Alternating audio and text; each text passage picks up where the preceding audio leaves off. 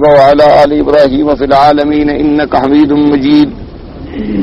قال الله تبارك وتعالى في كلامه المجيد: أعوذ بالله من الشيطان الرجيم. بسم الله الرحمن الرحيم.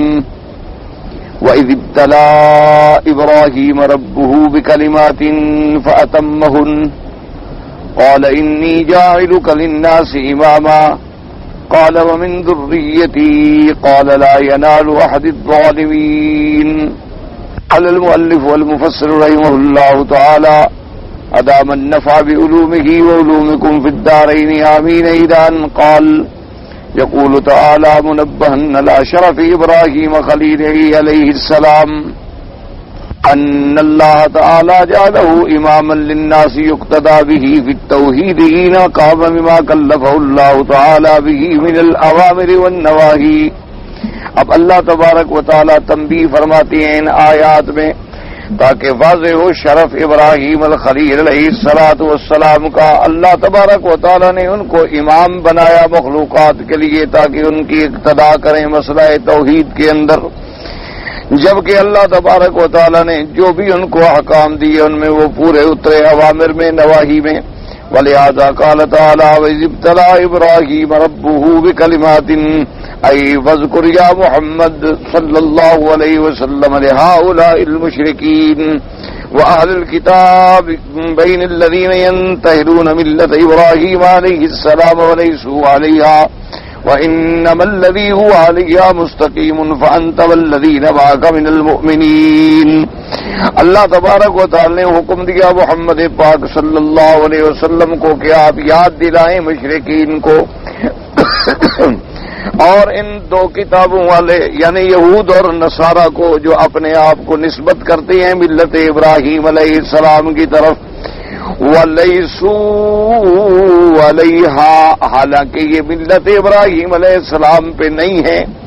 وَإِنَّمَا الَّذِي هُوَ عَلَيْهَا مُسْتَقِيمٌ، جو صحیح معنی میں ملت ابراہیم پہ قائم ہے وہ حضرت محمد مصطفیٰ صلی اللہ علیہ وسلم والذین معک من المؤمنین، اور وہ لوگ جو آپ پر ایمان لائے یعنی صحیح معنوں میں تو آپ ملت ابراہیم علیہ السلام پہ ہیں.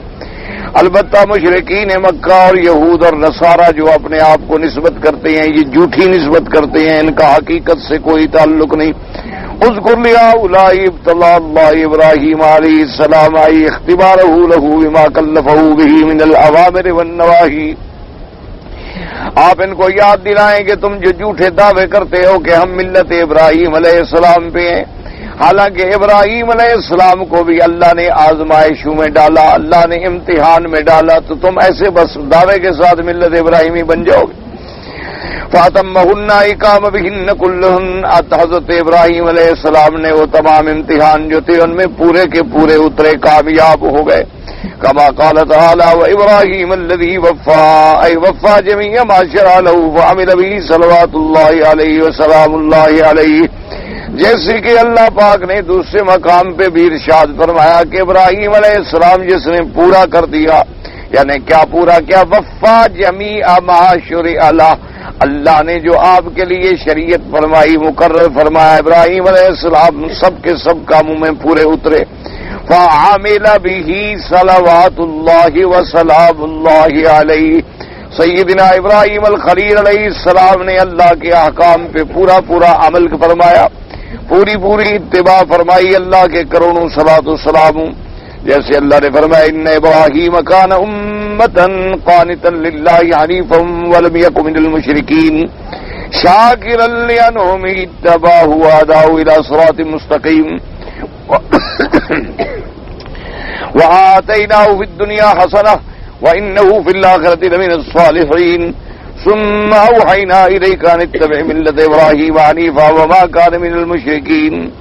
جیسے کہ اللہ تبارک و تعالی نے فرمایا کہ ابراہیم علیہ السلام جو ہیں یعنی وہ اکیلے اس مرتبے پہ تھے کہ گویا وہ امت ہے اور تمام چیزوں سے چھوڑ کے اللہ کے دین کی طرف پھرنے والے. ولم یک من المشرکین، اور نہیں تھے آپ شرک کرنے والوں میں.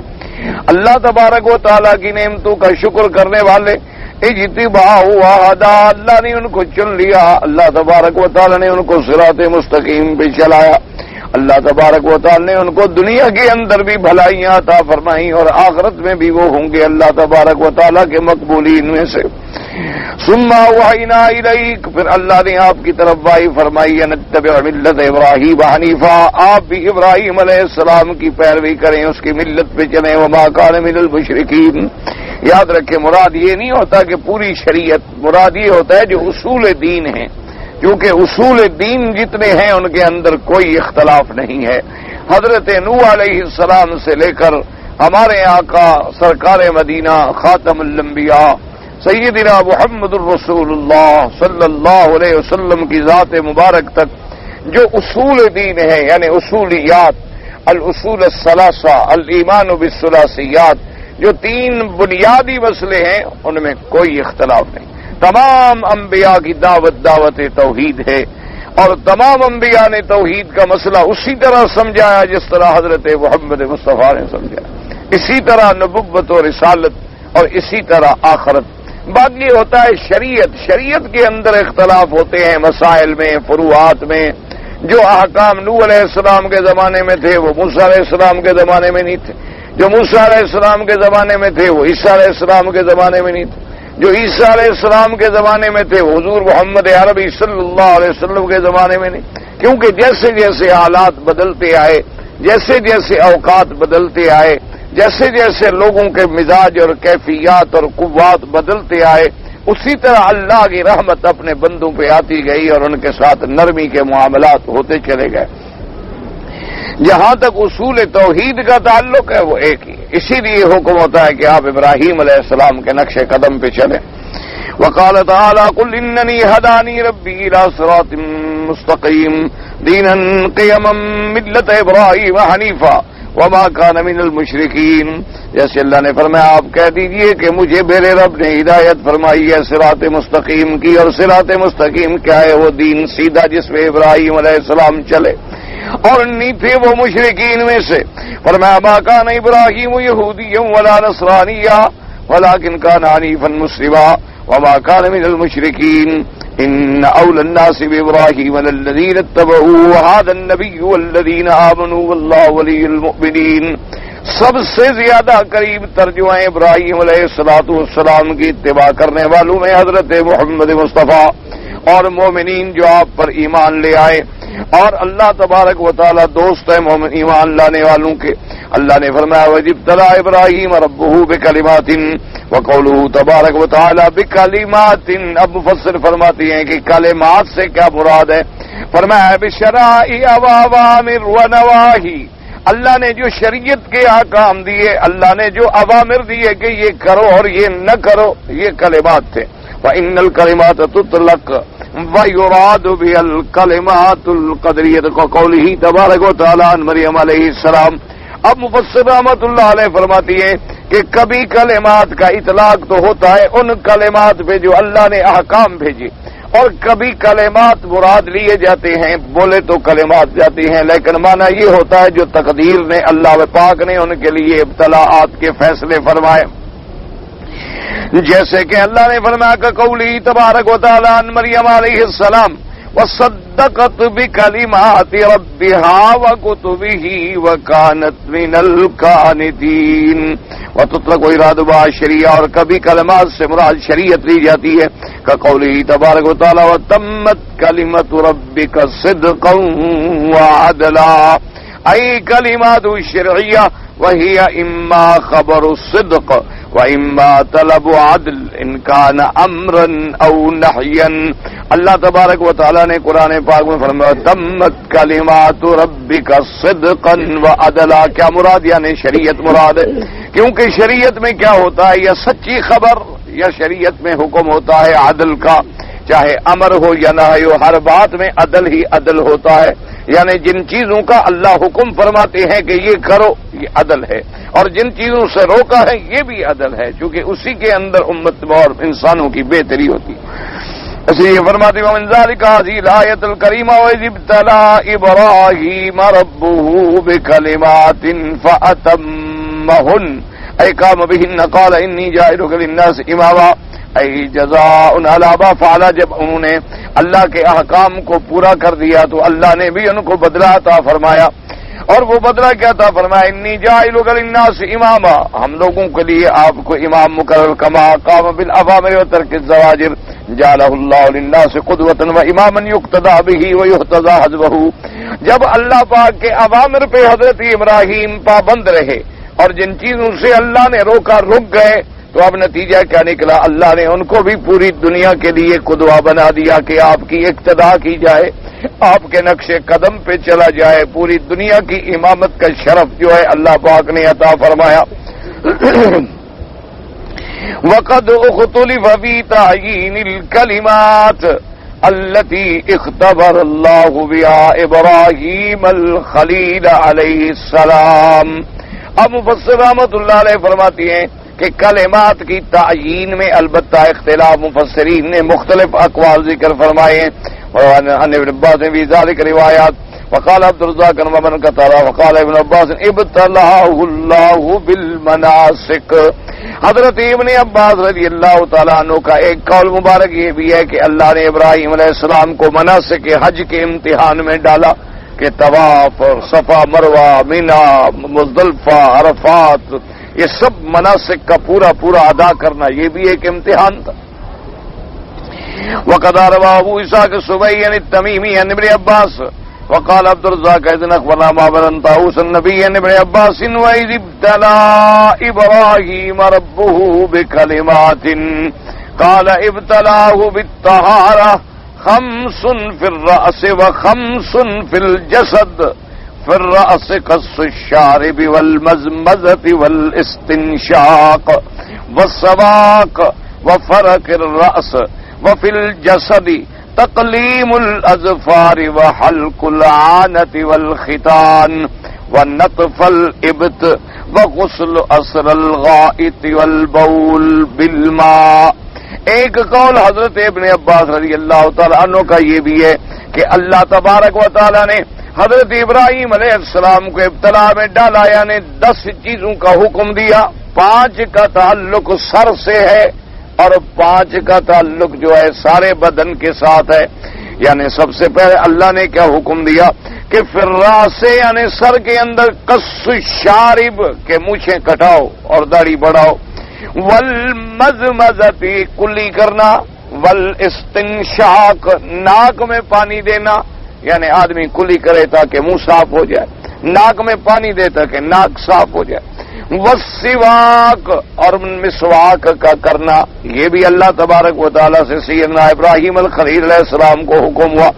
وفرق الراس، فرق الراس کہتے ہیں یعنی بالوں کو تقسیم کر کے مانگ نکالنا سیدھی، یعنی بالوں کو تقسیم کر کے درمیان میں سیدھی جو ہے مانگ نکالنا، یہ بھی سنت انبیاء ہے۔ اور سنن الانبیاء والمرسلین علیہ الصلاۃ والتسلیم ہے۔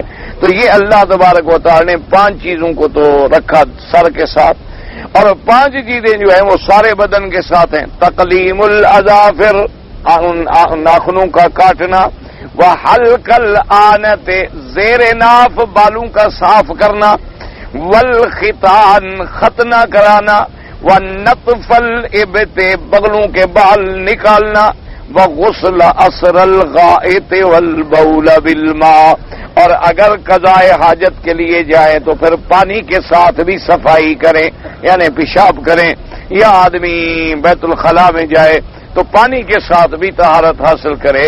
تو یہ 10 چیزوں کا امتحان ہے جو اللہ تبارک و تعالی نے سیدنا ابراہیم الخلیل علیہ الصلاۃ والسلام کو ڈالا۔ اور پھر یاد رکھیں کہ یہ تمام چیزیں جو ہیں من سنن الانبیاء والمرسلین، کیونکہ حضرت ابراہیم علیہ السلام کی اولاد میں پھر ہزاروں نبی آئے، تو اس لیے یہ تمام 10 چیزیں جو ہیں یعنی یہ تمام انبیاء علیہ السلام کی پھر سنت ہیں۔ اس لیے آدمی ان کا پورا پورا خیال رکھے اور پوری پوری اتباع کرے، کیونکہ حضور صلی اللہ علیہ وسلم نے فرمایا، اور ایک حدیث میں تو آیا کہ ان کا تعلق ایسے ہے جس کا فطرت انسانی کے ساتھ تعلق۔ اور پھر دیکھ لیں کہ دشمنوں نے بھی دین اسلام کی کس قدر مخالفت کی ہے، اور ہمارے بعض نوجوان جوانی کے زوم میں اور جھوٹے فیشن میں آ کے اسلام کو بھول گئے اور دشمنوں کے جال میں پھنس گئے۔ اب دیکھیں حضور نے حکم فرمایا، یعنی سیدنا ابراہیم علیہ السلام کو حکم ہوا کہ قص الشارب، مونچھیں کٹاؤ اور داڑھی بڑھاؤ۔ اچھا، مونچھیں کٹانے کے اندر جو ہے یاد رکھیں فقہائے کرام کی جو تحقیق ہے تمام احادیث مبارک کو سامنے رکھنے کے بعد بعض علماء تو یہ کہتے ہیں نا کہ بالکل مونچھوں پہ مثلاً ختم کر دے اس طرح پھروا دے، لیکن یہ راجح قول نہیں۔ راجح قول یہ ہے کہ مونچھوں کو کٹوائے لیکن کچھ اثر ان کا باقی رہے، بالکل مسلا نہ کر دے، یعنی اس طرح نہ پھروائے، صاف نہ کرے، ان کا اثر جو ہے وہ باقی رہے۔ اور سب سے اہم جو مقصد ہے وہ یہ ہے کہ کوئی بال منہ میں نہ آئے، پانی میں پیتے ہوئے، کھانا کھاتے ہوئے، یعنی اتنے بال کاٹے جائیں کہ کوئی چیز اندر نہ پڑے۔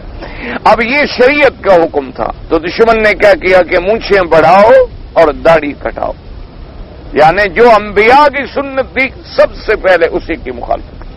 حالانکہ یہ داڑھی مبارک جو ہے صرف میرے مدنی پاک کی سنت نہیں، یعنی یہ جمیع انبیاء علیہم السلام کی سنت ہے۔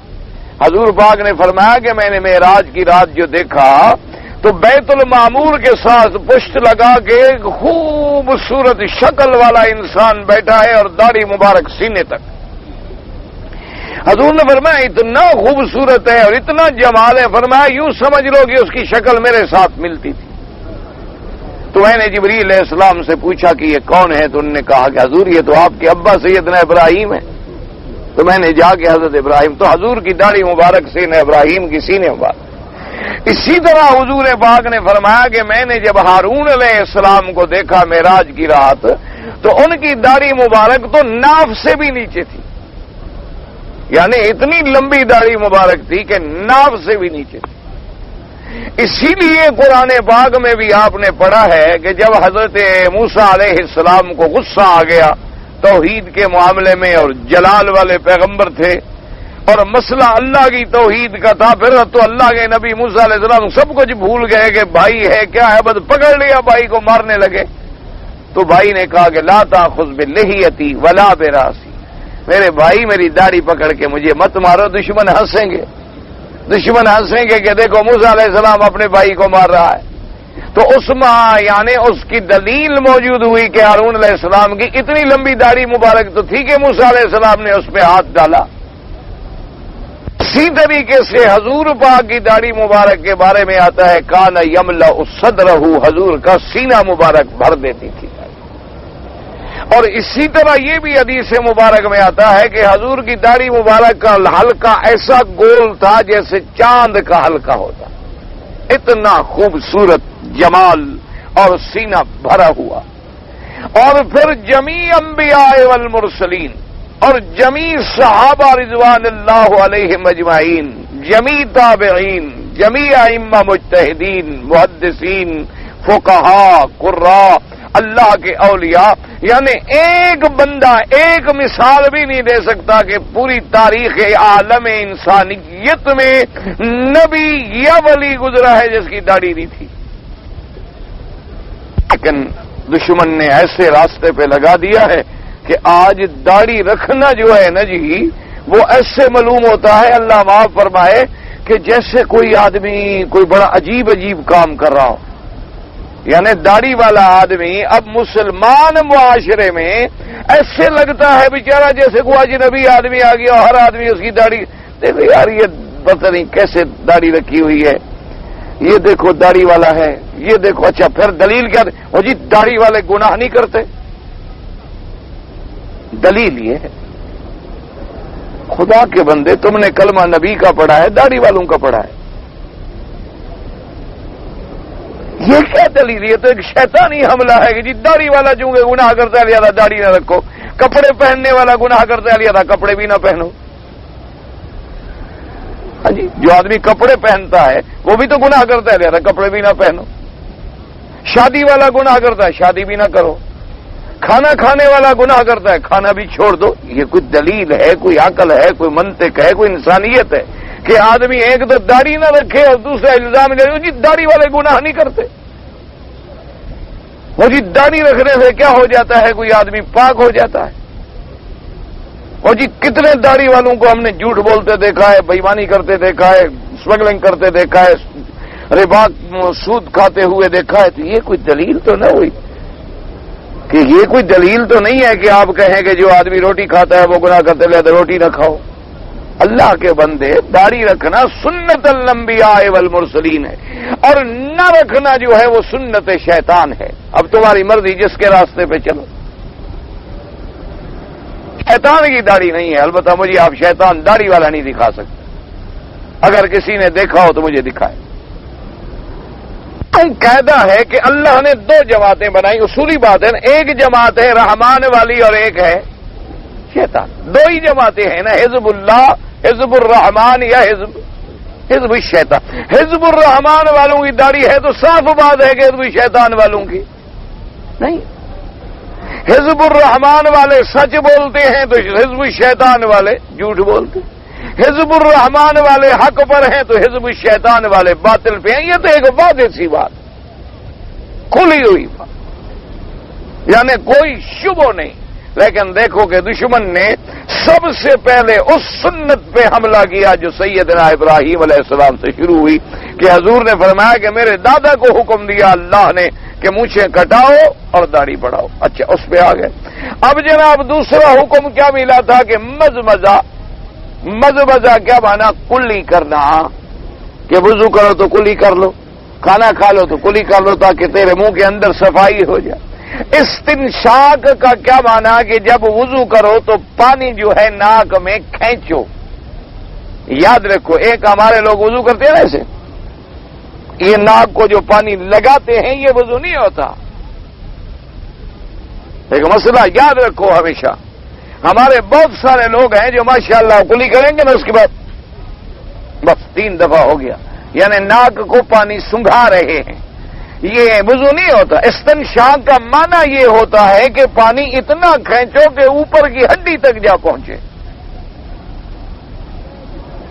یعنی پانی باقاعدہ آپ کھینچیں، ناک میں جائیں، ناک کو صاف کریں، اور مبالغہ یہ ہے کہ اس ہڈی تک جا پہنچے، یہاں نہ پہنچے تو کم از کم آگے تو جائے۔ یہ نہیں کہ جیسے سجدہ کرتے ہیں اسی طرح وضو کرتے ہیں ماشاءاللہ، وہاں بھی ٹھونگے یہاں بھی ٹھونگے، اس طرح یاد رکھو۔ پھر تو نہ وضو ہوتا ہے، جب وضو نہیں ہوگا تو نماز بھی نہیں ہوگی، اور وضو نہیں ہوگا تو غسل بھی نہیں ہوگا۔ اس لیے مزمزہ اور استنشاق کا لغت میں بھی یہی معنی ہے، کسی چیز کو کھینچ کے ناک میں چڑھانا۔ یہ بھی سنت الانبیاء والمرسلین ہے، یاد رکھو۔ اچھا، اسی پہ اگر آپ عمل کریں، مجھے ایک دوست نے قصہ سنایا کہ ایک انگریز تھا، کوئی افسر تھا، اس کا جو باورچی تھا، کھانا پکانے والا، مسلمان تھا، کیونکہ ہم لوگوں نے یہی کام سیکھا ہے نا، یا مالی بن گئے یا کھانا پکانے پہ یا چپراسی پہ، کیونکہ جو اچھے کام ہے وہ تو کافر کرتے ہیں نا، وہ صاحب ہوگا، ہمارا مسلمان چپراسی ہوگا۔ خیر بہرحال اس نے درخواست دی کہ مجھے نزلہ ہو گیا ہے، اور نزلہ ہے اور زکام ہے اور مجھے چھٹی دی جائے، تو اس نے بلایا اس کو، اس نے کہا چھٹی تو میں تمہیں دیتا ہوں، لیکن معلوم ہوتا ہے کہ تم نام کے مسلمان ہو، نماز نہیں پڑھتے ہو۔ اور نے کہا سر کی کیا بات ہے، سیدھی بات کرو، تو نماز پڑھتے ہو؟ اس نے کہا جی میں کبھی کبھی پڑھتا ہوں۔ اس نے کہا جھوٹ بولتے، اگر مسلمان تم ہوتے اور تم اپنے مذہب کے مطابق فجر کی نماز کے لیے وضو کرتے اور 3 دفعہ ناک میں پانی کھینچتے اور نماز پڑھتے، کبھی تجھے نظر نہ ہوتا۔ تم نماز پڑھتے نہیں ہو، وضو بھی نہیں کرتے ہو، تم اپنے مذہب پر بھی سچے نہیں ہو۔ آپ نے کہا مسلمان کو کیا؟ ہاں، یہ ہو سکتا ہے کہ وائرس لگ جائے، دوسرے سے لگ جائے، کیونکہ یا تو ہم سارے مسلمان بنے نا، جب سب نہیں بنیں گے پورے تو پھر تو ایک دوسرے سے تو رگڑا لگتا رہے گا نا۔ دیکھا نہیں ہے ماشاءاللہ حج کے بعد ہر آدمی کو 8 دن 10 دن 2 دن 4 دن 5 دن کا رگڑا ضرور لگتا ہے، حاجی تحفہ دے کے جاتے ہیں۔ اور کچھ یہ بھی ہوتا ہے کہ ہمارے جو گناہ بچ جاتے ہیں، اللہ میاں اس طرح رگڑا لگا کے صفائی کر دیتے ہیں کہ چلو کچھ اس کو ٹھیک کر دو، اس کے تھوڑا بہت رہ گئی تھی میل کچیل، تو چلو اس کو یہ رگڑا دو، تو یہ اللہ کی رحمت ہوتی ہے، ہر چیز میں اللہ کی رحمت ہوتی ہے۔ تو یہ بھی سنت الانبیاء والمرسلین ہے، یاد رکھو، مونچھیں کٹانا اور مزمزہ کرنا اور کلی کرنا اور مسواک کا استعمال جو ہے یہ بھی سنن الانبیاء والمرسلین۔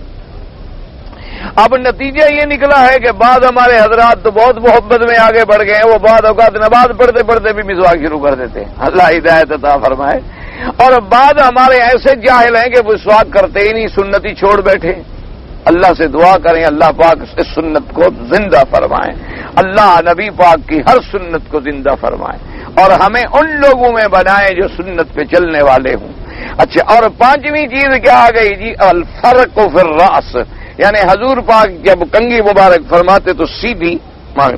اب دیکھو اس میں بھی دشمن نے الٹی مانگ نکالی ہے کہ نا؟ مقصد کیا ہے کہ مسلمان کو محمد مدنی کا مخالف بناؤ۔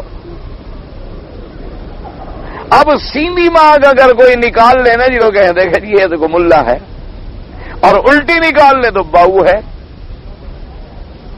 پھر باؤ صاحب ہے۔ پتہ نہیں باؤ کا معنی بھی ان کو آتا ہے کہ نہیں آتا؟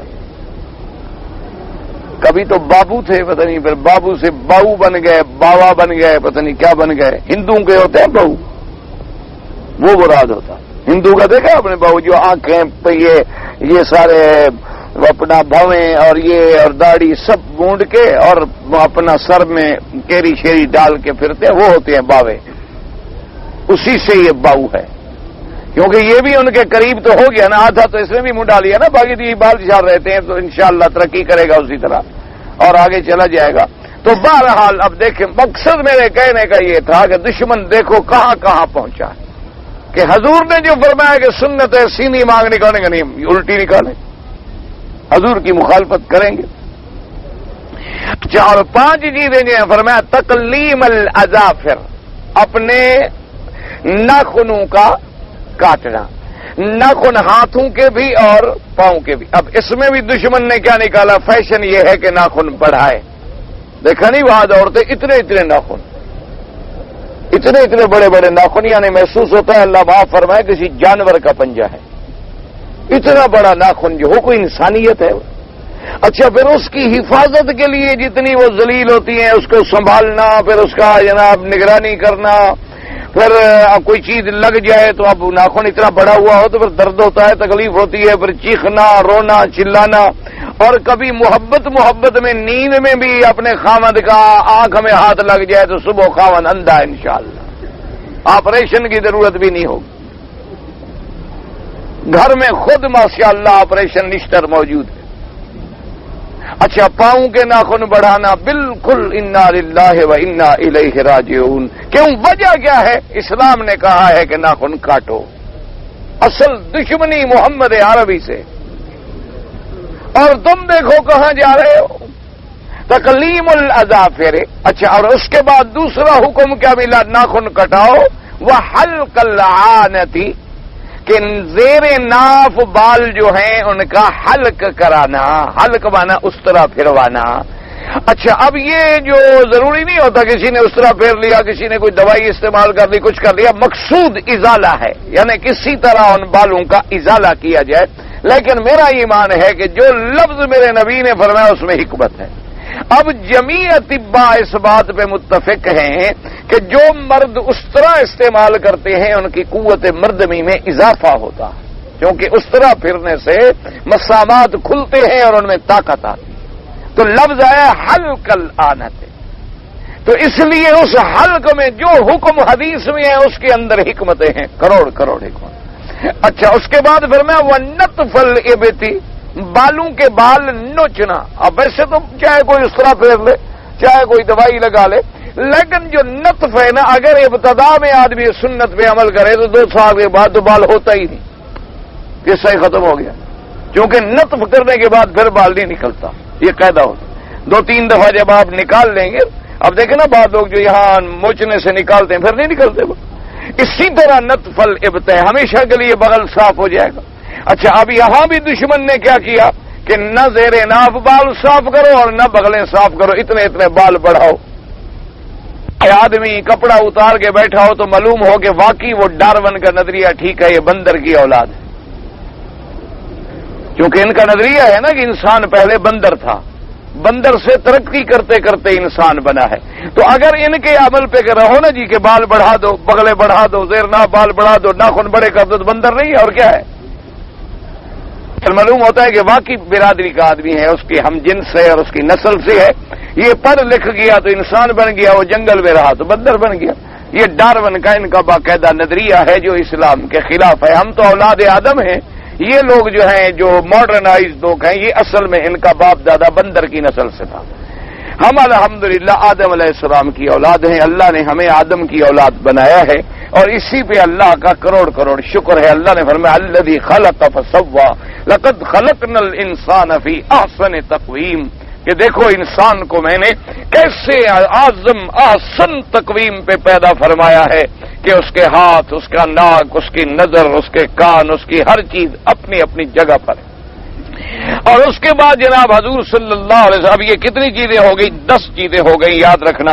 اور وغسل اثر الغائط والبول بالماء، کیا مانا کہ جب تم حمام میں جاؤ پاخانہ پیشاب کے لیے تو اس کے بعد پانی کے ساتھ صفائی کرنا، یعنی اگر ڈھیلے ہیں وہ اس سے بھی کرے اور اگر کوئی ٹشو ہے اس سے بھی کرے، لیکن پانی کے ساتھ بھی کرے، کیونکہ یہ مومن کے لیے اتنی بڑی صفت ہے. ان اللہ یحب التوابین و یحب المتطہرین. مدینے والوں کی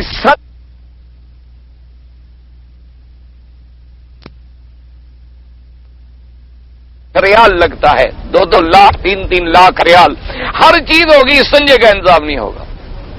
کیا ہے؟ ٹیشو ہوگا کہ آپ کاغذ کے ساتھ بس صفائی کر کے باہر آ جائیں، کیونکہ اسلام کہتا ہے پانی سے کرو، وہ کہتا ہے نہ کرو. اس نے تو ہر اس چیز میں مخالفت کرنی ہے جو اسلام کا حکم ہے. اور یہ جتنا تمہارے بڑے بڑے مہذب لوگ ہیں نا، ماڈرنائز قسم کے لوگ جو آج کل جدید ایڈوانس قسم کے لوگ ہیں، ان کو آپ دیکھیں نا ماشاءاللہ بالکل وہی جانوروں والی عادات ہیں.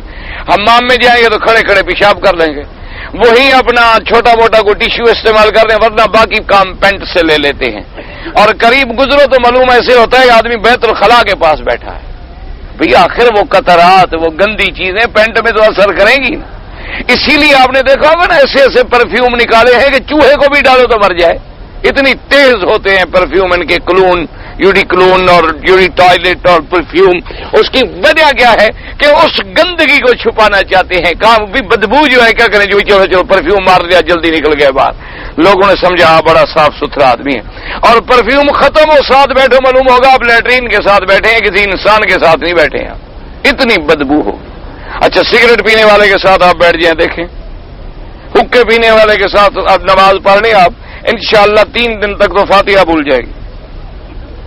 تجربہ کر لو کو دور جانے کی کیا بات ہے. جب وہ سجدہ کرے گا ماشاءاللہ تو پوری بدبو آپ کو ڈھیل دے گا اللہ کی رحمت سے. آپ کو نہیں یاد ہوگا کہ میں نے سبحان ربی الاعلیٰ کہا تھا یا سبحان ربی العظیم کہا تھا. تجربہ کر لو.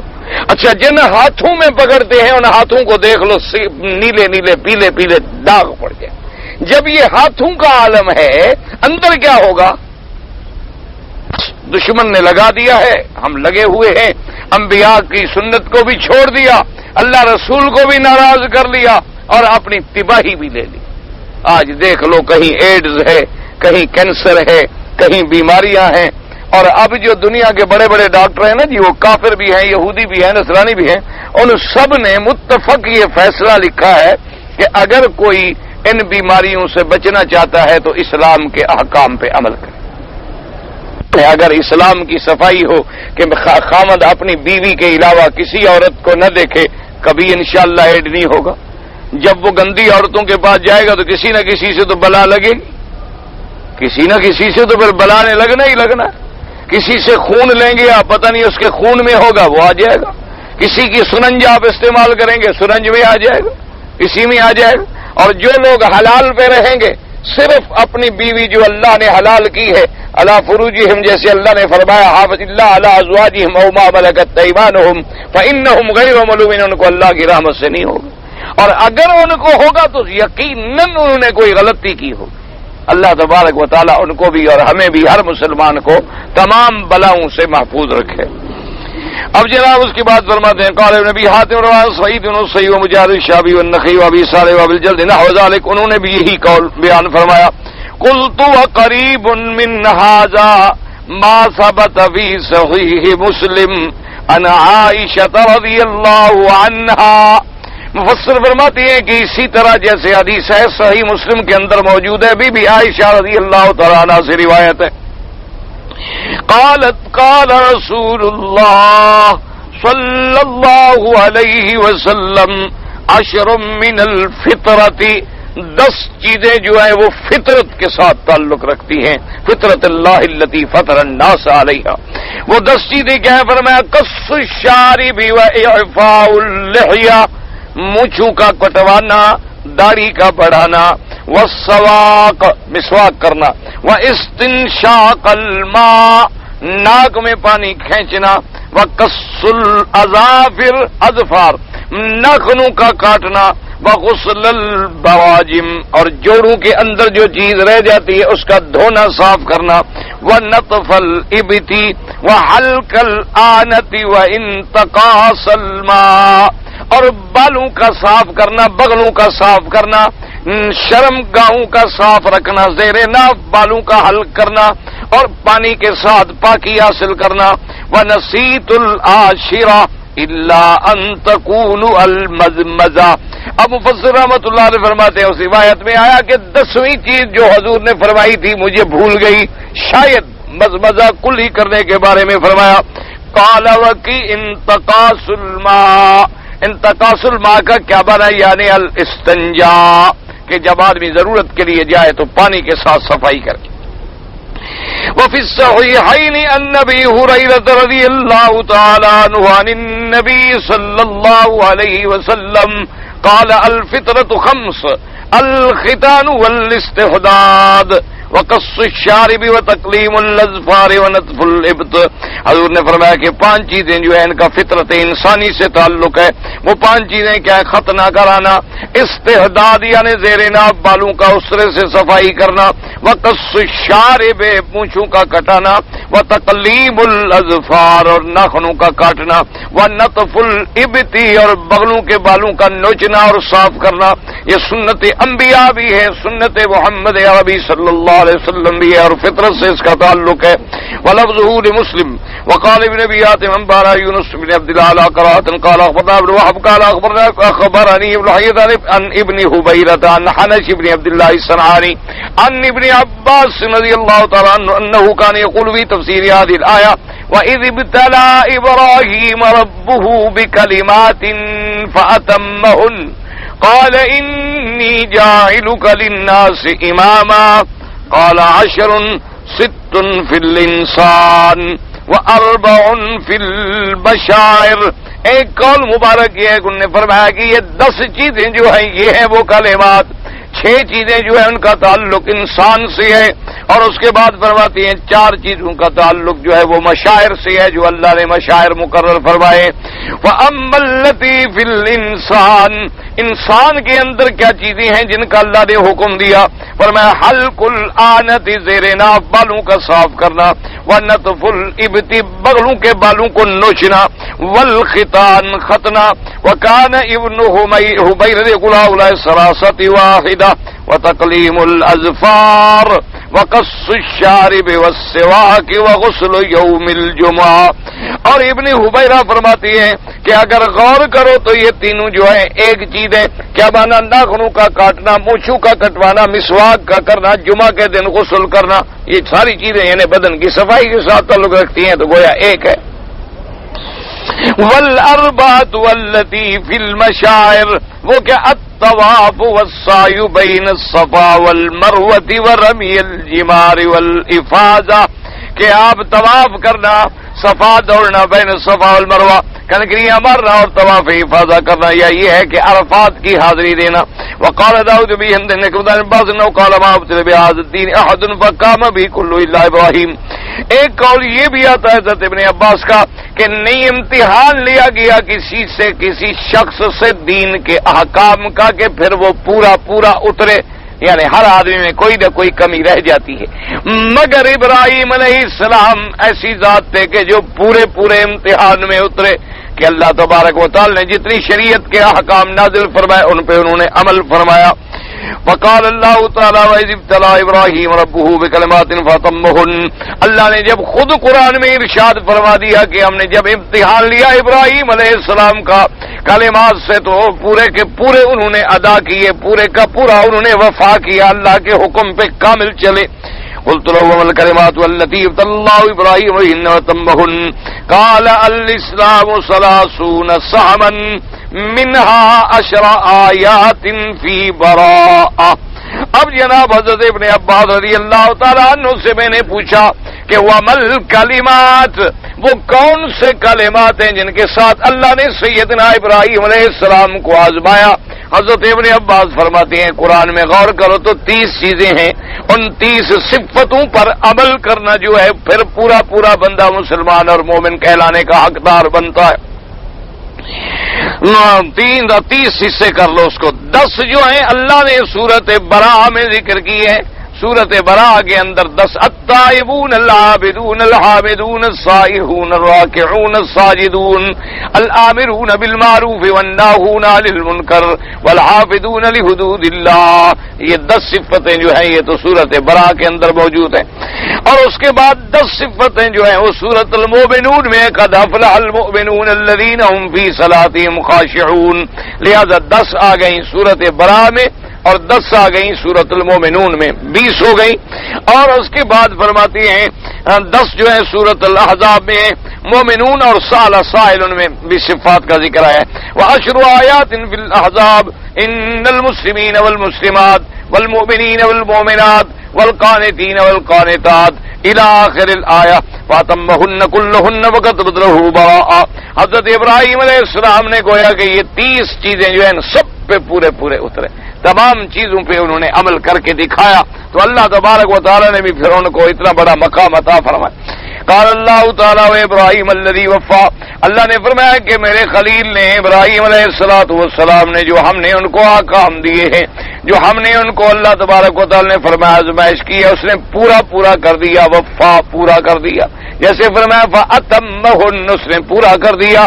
تو اس لیے اللہ تبارک و تعالی آپ کو بھی مجھے بھی تو قرآن میں غور کریں کہ جب آپ سورت براء پڑھیں کہ مومنوں کی صفت کیا ہے، التائبون، توبہ کرنے والے، عبادت کرنے والے، حمد کرنے والے، روزے رکھنے والے، اللہ تبارک و تعالیٰ کے حکم پہ جہاد کرنے والے، یہ ساری مومنوں کی صفت، نماز میں خشوع کرنے والے، اپنے شرم گاہوں کی حفاظت کرنے والے، زکاتوں کے ادا کرنے والے، یہ تمام مومنوں کی صفتیں ہیں قرآن کے اندر موجود ہیں۔ ہر آدمی یعنی ان صفتوں کا ایک چارٹ بنا کے مثلا سامنے رکھ لے کہ بھی مومن کی صفت ہے نماز کو خشوع سے ادا کرنا، مومن کی صفت ہے زکوٰۃ کا وقت پہ جو اللہ نے مال دیا ہے تمام اخراجات کے بعد جو خالص نفع بچے اور جس پہ سال گزر جائے 2.5% زکوٰۃ نکالنا۔ اسی طرح اللہ نے فرمایا جو اپنے شرم گاہوں کی حفاظت کرنے والے، امانت رکھو تو امانت کی نگہداشت کرنے والے، اپنے قول سے سچ بولنے والے، اپنے عمل سے صحیح عمل کرنے والے، بھلائی کا حکم کرنے والے، برائیوں سے روکنے والے، ایک چارٹ بنا کے پھر غور کرو کہ میرے اندر کیا کیا صفتیں موجود ہیں اور کون کون سی صفتیں نہیں ہیں، اور اس کے بعد پھر اس کو حاصل کرنے کی کوشش کرو تاکہ اللہ تبارک و تعالی ہمیں بھی اپنی رحمت سے صحیح مسلمان بنائے۔ اگر روا کہ ابو جعفر بن جریر وابو محمد بن میات مسانید میرا داؤد بن ابی ہند بھی وہذا لفظ ابن حاتم، اسی طرح ان لوگوں نے بھی یہ روایات نقل فرمائی ہیں۔ وقال محمد بن ساگر محمد بن محمد بن سعید او اکرمۃ ابن عباس قال الکلمات والتي ابتلى الله بهن ابراہیم علیہ السلام فاتمہن، وہ کلمات جن کے ساتھ اللہ نے ابراہیم علیہ السلام کا امتحان لیا وہ پورے اترے، وہ کیا تھے؟ فراق قومہ فی اللہ حین مفارقتہم، جب اللہ تبارک و تعالی نے حکم کیا تو اپنی پوری قوم کو چھوڑ دیا، پورے قبیلے کو چھوڑ دیا، یہ سب سے بڑا امتحان تھا۔ ومحاجتہ نمرود فی اللہ حین وقفہ علی ما وقفہ علیہ من خطر الامر الذی فیہ خلافہ، اور پھر نمرود وقت کے بادشاہ سے مناظرہ کرنا، وقت کے بادشاہ سے مقابلہ کرنا، اور وہ بھی جانتے تھے کہ مجھے یہ کتنا نقصان پہنچا سکتا ہے اور کتنی تکلیفیں دے سکتا ہے، لیکن اس کے باوجود بھی ثابت قدم رہنا۔ وَصَبْرُهُ عَلَىٰ قَذْفِهِ إِيَّاهُ فِي النَّارِ لِيَحْرِقُوهُ فِي اللَّهِ عَلَىٰ حَوْلِ ذَٰلِكَ مِنْ أَمْرِهِمْ، اور جب آگ میں ڈالا گیا اللہ کی توحید کے لیے تو اس پہ ثابت قدم رہنا، صبر کرنا کہ جتنی بڑا دکھ ہے، سامنے آگ جل رہی ہے اور میلوں کے اندر آگ ہے، لیکن ابراہیم علیہ السلام صبر پہ ہیں۔ والہجرۃ بعد ذلك من وطنه وبلاده في الله حين امره بالخروج عنهم، اور اس کے بعد پھر ہجرت فرمانا، انی مہاجر الی ربی، اپنا وطن چھوڑ دینا، قوم چھوڑ دینا، برادری چھوڑ دینا اللہ کی خاطر۔ اور اس کے بعد فرماتے وما امرہ به من الضیافۃ والصبر علیہا بنفسہ ومالہ، اور پھر اللہ تبارک و تعالی نے آپ کو جو سخاوت کا حکم دیا، مہمان نوازی کا حکم دیا کہ اپنا مال، اپنی جان، ہر چیز جو تھی وہ اللہ کے راستے میں قربان فرماتے تھے، یعنی سیدنا ابراہیم علیہ السلام کی مہمان نوازی جو ہے وہ پورے عالم میں ضرب المثل ہے۔ یعنی آپ کی کرم کا اور سخاوت کا یہ عالم تھا کہ کبھی مہمان نہ آتے تو حضرت باہر تشریف لے جاتے، کچھ لوگوں کو ڈھونڈ کے لے آتے کہ میرے ساتھ کھانا کھا، اور اگر کوئی نہ ملے تو پھر ابراہیم علیہ السلام بھی بھوکے رہ جاتے۔ تو اس لیے اللہ تبارک و تعالی یہ بھی ایک امتحان تھا۔ وما ابتلی بہ من ذبح ابنہ حین امرہ بذبحہ، اور اس کے بعد پھر اللہ تبارک و تعالی نے جب ان کو حکم دیا کہ اپنے بیٹے کو میرے راستے میں ذبح کرو، تو اس سے بڑا امتحان کیا ہو سکتا ہے، اس میں بھی ثابت قدم رہے۔ فلما مضى على ذلك من الله قل واخلصه للبلاء قال له اسلمت لرب العالمين على ما كان من خلاف الناس وفراقهم، اور جب یہ ساری چیزیں کہ سب چیزیں گزر گئیں اور ابراہیم علیہ السلام تمام چیزوں میں خالص ہو گئے، اللہ نے فرمایا اب تم میرے بن جاؤ، مجھے سونپ دو اپنے آپ۔ قال اسلمت للہ رب العالمین، تو یہ مقام ملا علی ما کان من خلاف الناس وفراقهم، اور لوگوں کی مخالفت، لوگوں کا معارضہ۔ وقال ابن ابي حاتم اخبرنا ابو سعيد الشيخ قال اخبرنا اسماعيل بن علي عن ابي رجاء عن الحسن يعني البصري رحمه الله تعالى وإذ ابتلى إبراهيم ربه بكلمات فأتمهن، انہوں نے فرمایا کہ وہ ابتلا کیا تھا، وہ کلمات کیا تھی۔ ابتلاہ بالکواکب فرضی عنہ، وابتلاہ بالقمر فرضی عنہ، وابتلاہ بالشمس فرضی عنہ، وابتلاہ بالہجرۃ فرضی عنہ، وابتلاہ بالختان فرضی عنہ، وابتلاہ بابنہ فرضی عنہ۔ اللہ نے ستاروں کے ساتھ آزمائش میں ڈالا، پر ابراہیم پورا نکلا، راضی ہمانے یعنی پورا نکلا، اللہ کو راضی کر لیا کہ چھوڑا کہا ہے کیا ستارے میرے خدا بن سکتے ہیں؟ جیسے قرآن پر فلما رأى الشمس بازغة قال هذا ربي هذا اکبر فلما افلت قال یا قوم انی بریء مما تشرکون۔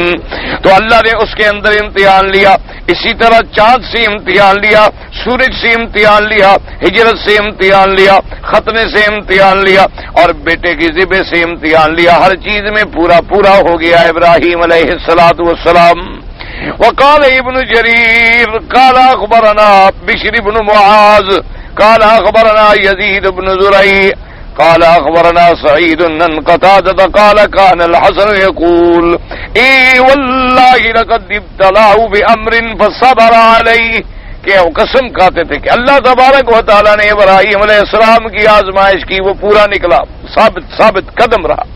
ابتلاه بالكوكب والشمس والقمر فأحسن في ذلك وعرف أن ربه دائم لا يزول، کہ جب ان کا امتحان لیا گیا تاروں سے، چاند سے اور سورج سے، ثابت قدم رہا ابراہیم، سمجھ گیا کہ خدا ایسا نہیں ہوتا جو مٹنے والا ہو، خدا ایسا نہیں ہوتا جو بجھنے والا ہو، خدا ایسا نہیں ہوتا، خدا کی صفت ہے الحی القیوم الدائم۔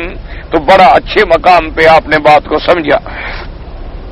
فوجہ وجہہ للہ الذی فطر السماوات والارض حنیفا وما کان من المشرکین ثم ابتلاہ بالہجرت فخرج من بلادہ وقومہ، پھر ہجرت کا امتحان آیا، آپ نے اپنا وطن بھی چھوڑا، اپنی قوم کو بھی چھوڑا، حتی لئیک بالشام مہاجرا الی اللہ، حتیٰ کہ اپنا وطن چھوڑ کے ابراہیم علیہ السلام شام کی طرف تشریف لے آئے۔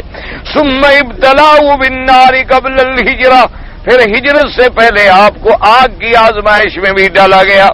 فصبر علی ذلک، حضرت ابراہیم علیہ السلام اس پر بھی ثابت قدم رہے، اللہ پاک نے حفاظت کی۔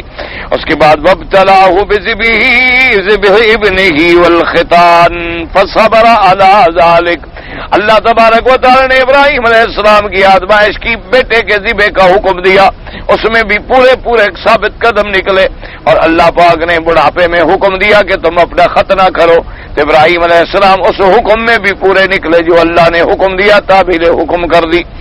اسی قال عبد الرزاق رحمہ من سمع الحسن امن سمع الحسن يقول في قوله تعالى وَإِذِ ابْتَلَى إِبْرَاهِيمَ رَبُّهُ بِكَلِمَاتٍ قَالَ ابْتَلَاهُ اللَّهُ بِذِبْحِ وَلْدِهِ وَبِالنَّارِ وَبِالْكَوْكَبِ وَالشَّمْسِ وَالْقَمَرِ وَقَالَ أَبُو جَعْفَرٍ قَالَ ابْنُ بِشَارٍ قَالَ ابْنُ صَلْبٍ قُتَيْبَةَ قَالَ ابْنُ أَبِي هِلَالٍ عن الحسن وَإِذِ ابْتَلَى إِبْرَاهِيمَ رَبُّهُ بِكَلِمَاتٍ قَالَ ابْتَلَاهُ بِالْكَوْكَبِ وَبِالشَّمْسِ وَالْقَمَرِ فَوَجَدَهُ صَابِرًا وقالوا في تفسير بعض ابتلى إبراهيم ربه بكلمات فأتمهن ومنهن قال إني جاعلك للناس إماما، فرمایا یہ بھی امتحان تھا کہ اللہ نے امامت دی دنیا کی۔ وقال ومنهن وإذ يرفع إبراهيم القواعد من البيت وإسماعيل، اپنے گھر کے بنانے کا جو حکم دیا یہ بھی امتحان تھا۔ اور اس کے بعد فرماتی ہیں وَمِنْهُنَّ الْآيَاتُ فِي شَأْنِ الْمَنْسَكِ وَالْمَقَامِ الَّذِي جُعِلَ لِإِبْرَاهِيمَ وَالرِّزْقَ الَّذِي رُزِقَ سَاكِنُهُ الْبَيْتُ وَمُحَمَّدٌ صَلَّى اللَّهُ عَلَيْهِ وَسَلَّمَ بُعِثَ فِي دِينِهِمَا، اور پھر اللہ تبارک و تعالی نے جو مناسک میں نشانیاں دی، یعنی احکام حج کا امتحان لیا گیا، اس میں بھی ابراہیم علیہ السلام پورے اترے، اور مقام کا، اور ابراہیم علیہ السلام نے پھر جو رزق کے لیے دعائیں مانگی کہ مکے کے رہنے والوں کو رزق ملے، رزق کے امتحان آئے، اور پھر اللہ پاک نے آپ کی دعاؤں کو قبول فرمایا کہ حضرت محمد مصطفیٰ صلی اللہ علیہ وآلہ آلہ وصحبہ وسلم تسلیما کثیرا کثیرا بھی آپ کی ولد سے اور آپ کی ملت پہ پیدا ہوئے۔ وقال ابن ابي آدم قلنا محمد صبا قال غنا صبا وكان ابن ابي جهن ان مجاهد في قوله تعالى ابتلى ابراهيم ربه بكلمات فاتمهن قال الله لابراهيم عليه السلام اني مبتليك بامر فما هو قال تجعلني للناس اماما قال نعم قال ومن ذريتي قال لا ينال احد الظالمین۔ اب اس روایت میں یہ آتا ہے اللہ پاک نے فرمایا ابراہیم علیہ السلام ہم تیرا امتحان لینے والے ہیں۔ ابراہیم علیہ السلام نے کہا یا اللہ کیا مجھے امامت دیتی ہیں دنیا کی؟ فرمایا کہ ہاں۔ کہا تو پھر میری اولاد میں بھی سی؟ فرمایا دیں گے لیکن جو ظالم ہیں ان کو نہیں ملے گی۔ قال تجعل البيت مثابة للناس قال نعم قال وامنا قال نعم قال وتجعلنا مسلمين لك ومن ذريتنا امة مسلمة لك قال نعم قال وترزق اهله من الثمرات من آمن منهم بالله قال نعم قال ابن ابي نجيح سمعنا كذا مجاهد فلم ينكروا وهكذا رواه ابن جرير من غير وجه عن ابن نجيح عن مجاهد رحمه الله تعالى واللہ تعالی اعلم وعلمہ اتم۔ شام کی اذان کے بعد، شام سے مراد اگر عصر کی نماز ہے تو صرف امام ابو حنیفہ رحمۃ اللہ علیہ فرماتے ہیں کہ عصر کے بعد نماز نہ پڑھے جب تک کہ سورج نہ ڈوب جائے۔ ایک حدیث مبارک ہے حضور پاک کی، حضور نے فرمایا کہ عصر کے بعد کوئی نماز نہیں جب تک کہ سورج نہ ڈوبے، اس پہ عمل کرتے ہیں۔ اور باقی ائمہ فرماتے ہیں کہ حرم کے اندر جائز ہے۔ کعبہ مبارک کو چومنا ما سوا حجر اسود کے کسی جگہ ثابت نہیں۔ صبح کی نماز پڑھ کر کوئی پھر سو جائے اور دوران نیند سورج طلوع ہو جائے تو کوئی بات نہیں، کیا ہوگی؟ کچھ بھی نہیں ہوتا۔ نیند میں سورج طلوع ہو جائے تو کیا ہو جائے گا؟ افضل یہ ہوتا ہے کہ آدمی فجر کی نماز پڑھ کے بیٹھے، عبادت کرے، اللہ کا ذکر کرے، اور جب سورج ایک نیزے کے برابر چڑھ آئے تو 4 رکعتیں 2 رکعت کر کے سنت پڑھے۔ اشراق کی تو ایک کامل عمرے کا ثواب ملتا ہے۔ باقی صبح کے بعد سونا جو ہے یہ کوئی منع نہیں ہے، البتہ بعض علماء نے لکھا ہے کہ صبح کے بعد جو سونا ہے اس سے رزق میں کمی ہوتی ہے۔ مانا یہ ہے کہ جب سوتا رہے گا کام ہی نہیں کرے گا تو رزق میں تو کمی آئے گی نا، ورنہ یہ نہیں کہ کوئی شرعن منع ہے۔ اب ایک آدمی کی ڈیوٹی ساری رات ڈیوٹی کرتا رہا، صبح کی نماز پڑھ کے سو جائے گا، سورج سوتے نکلے یا جاگتے نکلے اس کا کیا تعلق ہے سورج سے؟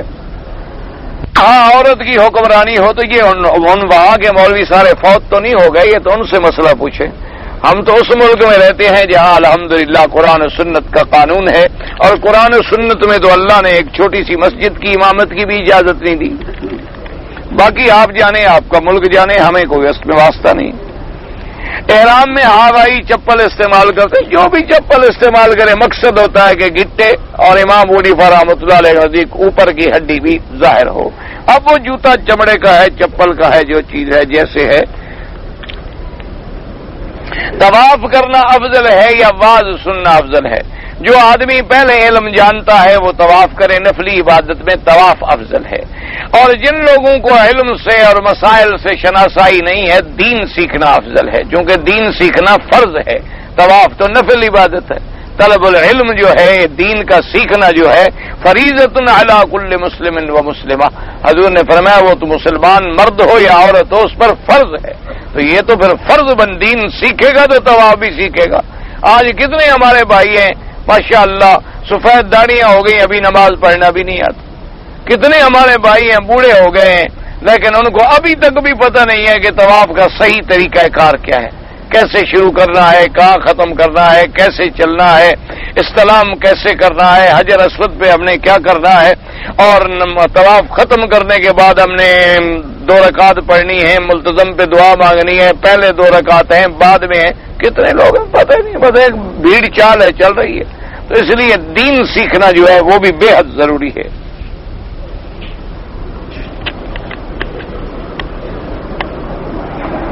کہتے ہیں کہ میں بعض اور دفعہ میرا لباس تنگ ہوتا ہے، یعنی پینٹ ہے، اور میں وہ ڈیوٹی کی وجہ سے یونیفارم پہننے کے لیے مجبور ہوں۔